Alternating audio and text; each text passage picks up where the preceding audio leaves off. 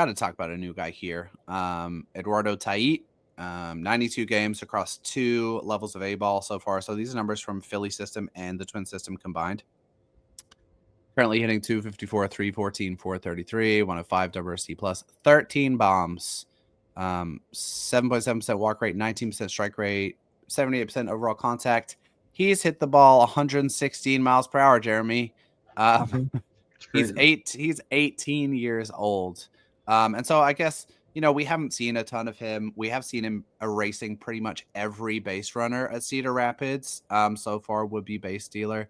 I'm curious for your initial impressions of Tait now that we have a little kind of safe distance from the Duran trade. What do you make of him as like the headliner of the return? Yeah, I mean, you're talking about a top 3 or 4 catching prospect in all of baseball. Someone that's playing at a level, probably the average age is 3 to 4 years higher than what he's playing at. Super young for his level.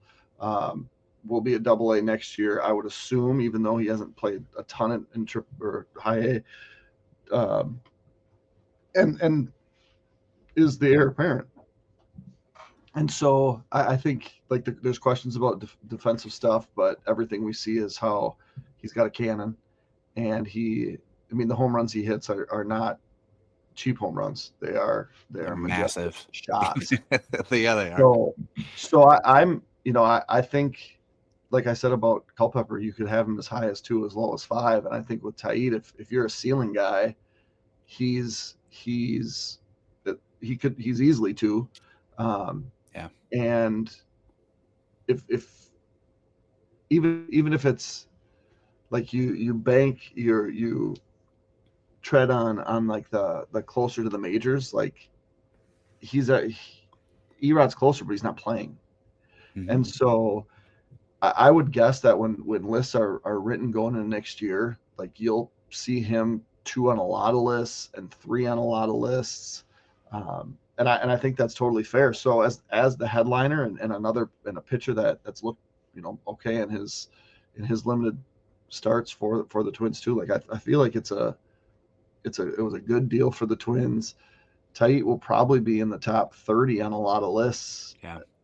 And so when you can get that for 2 years of a reliever, I think that's a really good trade. Now the one article, I don't know if Hayes wrote it or Nightingale, that the Twins preferred Tait to Aiden Miller, who's typically listed higher.